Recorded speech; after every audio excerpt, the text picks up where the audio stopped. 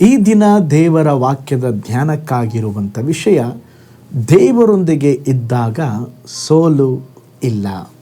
ಅದಕ್ಕೆ ಆಧಾರ ವಾಕ್ಯ 1 ಕೊರಿಂಥ ಬರೆದ ಪತ್ರಿಕೆ 15ನೇ ಅಧ್ಯಾಯ 57ನೇ ವಚನ. ಆದರೆ ದೇವರು ನಮ್ಮ ಕರ್ತನಾದ ಯೇಸು ಕ್ರಿಸ್ತನ ಮೂಲಕ ನಮಗೆ ಜಯವನ್ನು ಕೊಟ್ಟಿದ್ದಾನೆ, ಆತನಿಗೆ ಸ್ತೋತ್ರ.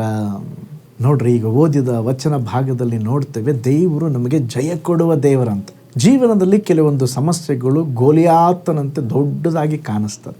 ಭಯ, ನಿರಾಶೆ, ಸೋಲು ಇವುಗಳು ನಮ್ಮನ್ನು ಹಿಂದಕ್ಕೆ ಹಾಕಲಿಕ್ಕೆ ಪ್ರಯತ್ನಿಸ್ತದೆ. ಆದರೆ ದೇವರ ಮಕ್ಕಳಿಗೆ ಒಂದು ವಾಗ್ದಾನ ಇದೆ. ಏನಂತ ಹೇಳಿದ್ರೆ, ಸೋತು ಹೋಗುವುದಕ್ಕೆ ದೇವರು ನಮಗೆ ಕರೆದಿಲ್ಲ. ಆಲ್ರೆಡಿ ದೇವರು ನಮಗೆ ಜಯ ಕೊಟ್ಟು ಆ ಜಯದಲ್ಲಿ ಜೀವಿಸುವುದಕ್ಕೆ ದೇವರು ನಮ್ಮನ್ನು ಕರೆದಿದ್ದಾರೆ. ಇಸ್ರಾಯೇಲಿನ ಮತ್ತು ಫಿಲಿಸ್ಟರ ನಡುವೆ ಯುದ್ಧ ಸಿದ್ಧವಾಗಿತ್ತು. ಗೋಲಿಯಾತ ಎಂಬ ದೈತ್ಯ ರಾಕ್ಷಸ ಪ್ರತಿದಿನ ಸವಾಲಾಗ್ತಾ ಇದ್ದ. ಅವನ ಮಾತಿಗೆ ಸೌಲನಾದ ಅರಸನಿಗೂ ಭಯ, ತರಬೇತಿ ಪಡೆದ ಸೈನ್ಯಕ್ಕೂ ಭಯ. ಎಲ್ಲರೂ ಆಲ್ರೆಡಿ ಸೋಲನ್ನು ಒಪ್ಪಿಕೊಂಡ್ಬಿಟ್ಟಿದ್ರು. ಆದರೆ ಅಲ್ಲಿ ಬುದ್ಧಿ ಕೊಡಲಿಕ್ಕೆ ಒಬ್ಬ ಬಾಲಕ, ಯುವಕ ದಾವೀದನು ಬರ್ತಾನೆ. ಅವನು ಸೋಲನ್ನು ಒಪ್ಪಿಕೊಳ್ಳಲಿಲ್ಲ. ಅವನು ತನ್ನ ಶಕ್ತಿಯನ್ನು ನೋಡಲಿಲ್ಲ, ಅವನೊಳಗಿದ್ದ ದೇವರನ್ನು ನೋಡ್ದ. ನಾನು ಫೈಟ್ ಮಾಡ್ತೇನೆ ಅವನ ಜೊತೆಯಲ್ಲಿ, ನಾನು ಯುದ್ಧ ಮಾಡ್ತೇನೆ, ಆ ಗೋಲಿಯಾತನ ವಿರುದ್ಧ ನಾನು ಹೋಗ್ತೇನೆ ಎಂಬುದಾಗಿ ಹೇಳಿದ. ಕರ್ತನ ನಾಮದಲ್ಲಿ ಅವನನ್ನು ನಾನು ಸೋಲಿಸ್ತೇನೆ. ಸಿಂಹಗಳಿಂದ, ಕರಡಿಯಿಂದ ಉಳಿಸಿದ ದೇವರು ಈ ದೊಡ್ಡ ಗೋಲಿಯಾತನ ಕೈಯಲ್ಲಿ ಕೂಡ ದೇವರು ನನ್ನನ್ನು ಕಾಪಾಡ್ತಾರೆ. ದೇವರು ನನಗೆ ಜಯ ಕೊಡಲಿಕ್ಕಿದ್ದಾರೆ. ಅರಸನೇ, ನನಗೊಂದು ಚಾನ್ಸ್ ಕೊಡು, ಅವನೊಟ್ಟಿಗೆ ಹೋಗಿ ಫೈಟ್ ಮಾಡ್ತೀನಿ ಅಂದ. ಪ್ರತಿಯೊಬ್ಬ ದೇವ ಮಕ್ಕಳು ಸೋಲನ್ನು ಒಪ್ಕೋಬಾರ್ದು. ನಾವು ಜಯ ಹೊಂದುವುದಕ್ಕಾಗಿ ಕರೆಯಲ್ಪಟ್ಟಿದ್ದೇವೆ. ಯೆಹೋಷಾಫಾಟನ ಜೀವಿತದಲ್ಲಿ ನೋಡ್ರಿ, 3 ಶತ್ರು ವಿರುದ್ಧವಾಗಿ ಬರ್ತಾ ಇದ್ದಾರೆ. ಶತ್ರುಗಳು ದೊಡ್ಡ ದೊಡ್ಡವರು, ಇವರ ಸೈನ್ಯ ನೋಡಿದ್ರೆ ಬಹಳ ಚಿಕ್ಕದು. ಆಗ ದೇವರು ಹೇಳಿದರು, ದೇವರನ್ನ ದೃಷ್ಟಿಸಿದರು, ಯುದ್ಧ ನಿಮ್ಮದಲ್ಲ, ನನ್ನದು, ನಾನು ಜಯ ಕೊಡ್ತೇನೆ, ನೀವೇನು ಮಾಡಿರಿ, ಸ್ತುತಿಸ್ರಿ ಅಂತ ಹೇಳಿದ್ರಿ.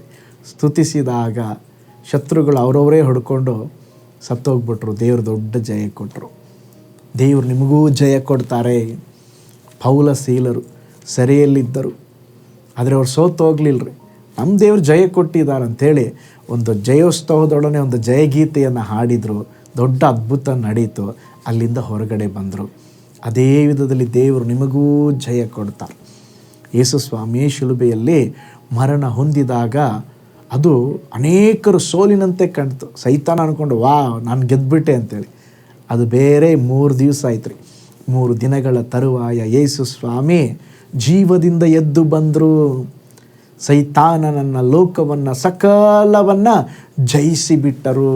ನಮ್ಮ ದೇವರು ಜಯಶಾಲಿಯಾದ ದೇವರಾಗಿದ್ದಾರೆ. ಪ್ರೀತಿಯುಳ್ಳ ದೇವ ಜನರೇ, ದೇವರ ಯೋಜನೆಯಲ್ಲಿ ಸೋಲು ಕೂಡ ವಿಜಯದ ಆರಂಭವಾಗ್ತದೆ ರೀ. ನನ್ನಿಂದ ಸಾಧ್ಯವಿಲ್ಲ ಎಂಬ ಆಲೋಚನೆ ಬಂದಾಗ ಜಸ್ಟ್ ಹೇಳ್ರಿ, ನನ್ನ ದೇವರು ಹೇಳಿದ್ದಾರೆ, ನಾನು ನಿಮ್ಮನ್ನು ಜಯೋತ್ಸವದೊಡನೆ ಮೆರೆಸುತ್ತಾ ಜಯವನ್ನು ಕೊಡ್ತೀನಿ ಎಂಬುದಾಗಿ ನಾನು ಸೋತು ಹೋಗೋದಿಲ್ಲ. ಅದಕ್ಕೆ ರೀ ಪೌಲನ್ನು ನೋಡ್ರಿ, ಎಷ್ಟೋ ಶ್ರಮೆಗಳು, ಸವಾಲುಗಳು. ಅವನು ಹೇಳ್ತಾನೆ, ನನ್ನನ್ನು ಬಲಪಡಿಸುವ ಆತನಲ್ಲಿ ಇದ್ದುಕೊಂಡು ಎಲ್ಲಕ್ಕೂ ಶಕ್ತನಾಗಿದ್ದೇನೆ. ದೇವರು ನಂಗೆ ಜಯ ಕೊಡ್ತಾರೆ. ನಿಮ್ಮ ಪರೀಕ್ಷೆಗಳನ್ನು ನೋಡಿ ಭಯಪಡಬೇಡ್ರಿ. ನಿಮ್ಮ ಸವಾಲುಗಳನ್ನು ನೋಡಿ ಭಯಪಡಬೇಡ್ರಿ. ಕಾರ್ಯಗಳನ್ನು ನೋಡ್ರಿ, ಅಯ್ಯೋ ನಾನು ಸೋತು ಹೋಗ್ಬಿಡ್ತೇನೆ ಎಂಬುದಾಗಿ ಭಯ. ನೋ ನೋ ನೋ ನೋ ದೇವರು ನಿಮಗೆ ಸೋಲುವುದಕ್ಕೆ ಬಿಡುವುದಿಲ್ಲ. ಜಯದ ಮೇಲೆ ಜಯ ಕೊಡುತ್ತಾರೆ. ಸಮಸ್ಯೆ ಎಷ್ಟೇ ದೊಡ್ಡದಿದ್ದರೂ ಸಮಸ್ಯೆಯನ್ನು ನೋಡಬೇಡ್ರಿ, ದೇವರನ್ನ ನೋಡ್ರಿ. ಭಯವನ್ನು ನೋಡಬೇಡ್ರಿ, ಭಯವನ್ನು ಹೋಗಲಾಡಿಸುವ ದೇವರನ್ನ ನೋಡ್ರಿ. ಸೋಲನ್ನು ಒಪ್ಪಿಕೊಳ್ಳಬೇಡ್ರಿ, ಜಯದ ಕುರಿತು ಮಾತನಾಡ್ರಿ. ದೇವರು ನಮ್ಮೊಂದಿಗಿರುವಾಗ ನಮಗೆ ಸೋಲೇ ಇಲ್ಲ ರೀ. ಜಯ ಕೊಡುವ ದೇವರು ಪ್ರತಿಯೊಂದು ಕಾರ್ಯಗಳಲ್ಲಿ, ನಿಮ್ಮ ಕೆಲಸ, ನಿಮ್ಮ ಪ್ರಯಾಸ, ನಿಮ್ಮ ಯಾವುದೇ ಶಿಕ್ಷಣ, ಯಾವುದೇ ಎಲ್ಲದರಲ್ಲಿ ದೇವರು ಜಯ ಕೊಡಲು ಅವರು ಸಿದ್ಧವಾಗಿದ್ದಾರೆ. ಪ್ರೀತಿಯುಳ್ಳ ದೇವ ಜನರೇ, ಆ ಜಯವನ್ನು ಪಡೆಯಲು ನೀವು ಸಿದ್ಧರಾಗಿರಬೇಕು. ಪ್ರತಿ ದಿವಸ ಬೆಳಿಗ್ಗೆದ್ದಾಗ ಪ್ರಾರ್ಥನೆ ಮಾಡಿರಿ, ನನ್ನ ದೇವರು ನನ್ನೊಡನೆ ಇರುವಾಗ ನನಗೆ ಸೋಲೇ ಇಲ್ಲ. ನನ್ನ ದೇವರು ನನ್ನ ಜೊತೆ ಇರುವಾಗ ದೇವರು ನನಗೆ ಗೆಲುವನ್ನು ಕೊಡುತ್ತಾರೆ, ನನಗೆ ಬಿಡುಗಡೆಯನ್ನು ಕೊಡ್ತಾರೆ, ನನಗೆ ಸಕ್ಸಸ್ಸನ್ನು ಕೊಡ್ತಾರೆ, ಯಶಸ್ಸನ್ನು ಕೊಡ್ತಾರೆ ಅಂತ ಹೇಳ್ರಿ. ನಿಶ್ಚಯವಾಗಿ ದೇವರು ಜಯದೊಂದಿಗೆ ನಿಮ್ಮನ್ನು ನಡೆಸ್ತಾರೆ. ಕಣ್ಣುಗಳನ್ನು ಮುಚ್ಚೋಣ, ಪ್ರಾರ್ಥನೆ ಮಾಡೋಣ. ಪರಲೋಕದಲ್ಲಿ ವಾಸ ಮಾಡುವ ನಮ್ಮ ತಂದೆಯಾದ ದೇವರೇ, ಜಯ ಕೊಡುವ ದೇವರು ನೀವು ನಮ್ಮೊಂದಿಗಿರುವಾಗ ನಮಗೆ ಸೋಲಿಲ್ಲಪ್ಪ ದೇವರೇ. ಅನೇಕರು ನಾನು ಸೋತು ಹೋಗಿಬಿಟ್ಟಿದ್ದೇನೋ, ಜೀವನದಲ್ಲಿ ಸೋಲನ್ನು ನೆನೆಸಿ ಅಯ್ಯೋ ಇನ್ನು ಮೇಲೆ ನನಗೆ ಬರಲಿಕ್ಕಾಗಲ್ವಾ ಎಂಬುದಾಗಿ ಕೂತಿದ್ದಾರಪ್ಪ. ನೀವೊಂದು ಅದ್ಭುತವನ್ನು ಮಾಡಿರಿ, ಹದ್ದಿನಂತೆ ಉನ್ನತವಾಗಿ ಹಾರಿ ದೇವರೇ ನಿನ್ನ ನಾಮ ಮಹಿಮೆ ಪಡಿಸಲಿಕ್ಕೆ ಪ್ರತಿಯೊಬ್ಬರಿಗೆ ಸಹಾಯ ಮಾಡಿರಿ ದೇವರೇ. ನೀವು ಪ್ರತಿಯೊಬ್ಬರ ಜೀವಿತದಲ್ಲಿ, ಕ್ರೈಸ್ತ ಜೀವನ ಅದು ಸೋಲಿನ ಜೀವನ ಅಲ್ಲವಲ್ಲ ಸ್ವಾಮಿ, ಅದು ಜಯದ ಜೀವನವಲ್ಲಪ್ಪ. ಜಯ ಕೊಡುವ ದೇವರು ನಮ್ಮ ಮುಂದೆ ಇದ್ದು ಪ್ರತಿಯೊಂದು ಕ್ಷೇತ್ರಗಳಲ್ಲಿ ಜಯವನ್ನು ಕೊಟ್ಟು ನಡೆಸ್ರಿ. ಈ ವಿಡಿಯೋನ ವಾಚ್ ಮಾಡ್ತಾರೋ ಪ್ರತಿಯೊಬ್ಬರಿಗಾಗಿ ಪ್ರೇಯರ್ ಮಾಡ್ತೇವೆ. ಜಯ ಕೊಡ್ರಿ, ಬಲ ಕೊಡ್ರಿ, ಗೆಲುವು ಕೊಡ್ರಿ, ಆಳ್ವಿಕೆ ಮಾಡಿರಿ. ಹಾಗೆ ಮಾಡಿದ್ದಕ್ಕಾಗಿ ಸ್ತೋತ್ರ, ಯೇಸುವಿನ ಹೆಸರಿನಲ್ಲಿ ತಂದೆಯೇ, ಆಮೇನ್. Price lord. ಕರ್ತನು ನಿಮ್ಮ ಜೀವಿತದಲ್ಲಿ ಒಂದು ದೊಡ್ಡ ಜಯವನ್ನು ಕೊಡಲಿಕ್ಕಿದ್ದಾರೆ. ಸಮಸ್ಯೆ ನೋಡಬೇಡ್ರಿ, ಸವಾಲುಗಳನ್ನು ನೋಡಬೇಡ್ರಿ.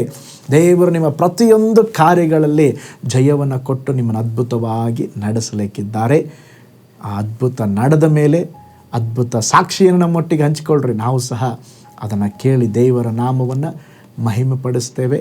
ಅದು ಮಾತ್ರವಲ್ಲ, ಈ ಸೇವೆಗಾಗಿ ಪ್ರಾರ್ಥಿಸ್ರಿ. ನಂಬಿಕೆಯಿಂದ ಸಾಗುವ ಈ ಸೇವೆಗೆ ನಿಮ್ಮ ಪ್ರಾರ್ಥನೆ, ನಿಮ್ಮ ಆರ್ಥಿಕ ಸಹಕಾರ ನಮಗೆ ಬೇಕು.